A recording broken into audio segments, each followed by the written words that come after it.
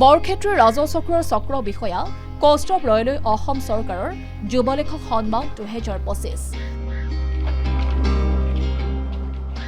গ্ৰন্থবৰ্ষ 2025 উপলক্ষে অসমৰ যুৱ সাহিত্য সেৱকলৈ ৰাজ্য চৰকাৰৰ বিশেষ উদগনি স্বৰূপে 818 গৰাকী যুৱ লেখক লেখিকাক সন্মান জনাব অসম চৰকাৰে।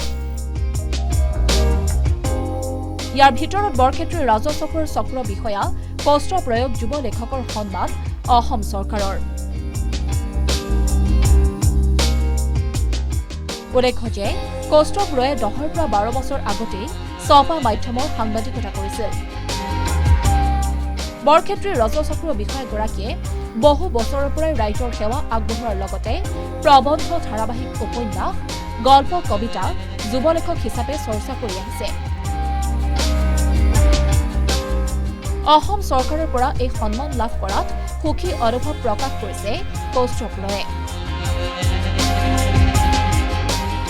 কাইলৈ নিৰ্বাচিত লেখক লেখিকাসকলক খানাপাৰা অসম গ্ৰন্থমেলাত অনুষ্ঠিতব্য এই অনুষ্ঠানত মুখ্যমন্ত্ৰী ডক্টৰ হিমন্ত বিশ্ব শৰ্মাই এই সন্মান প্ৰদান কৰিব।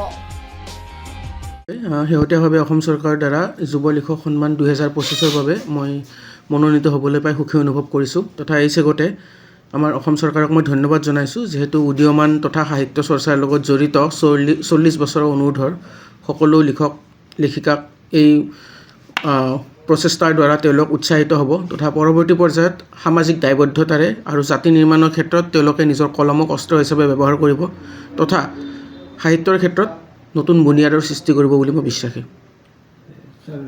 হয়, প্ৰাপ্ত তথ্য অনুসৰি 818 গৰাকী যুৱ লেখক লেখিকাক ইতিমধ্যে মনোনীত কৰিছে। নিঃসন্দেহে মই অতিশয় আনন্দিত তথা ইয়াৰ জৰিয়তে মোৰ দায়বদ্ধতা আকৌ বৃদ্ধি হোৱা বুলি মই ভাৱ হয় মোৰ, আৰু পৰৱৰ্তী পৰ্যায়ত নিশ্চয় আৰু লিখনিৰ জৰিয়তে আকৌ সমাজ তথা জাতি গঠনত যি কিঞ্চিত আমি বৰঙণি আগবঢ়াব পাৰোঁ তাৰ প্ৰতি সদায় সচেষ্ট হৈ থাকিম বুলি মই বিশ্বাসী। যিকোনো খবৰৰ বাবে যোগাযোগ কৰক আমাৰ এই নম্বৰত 9181 307 221।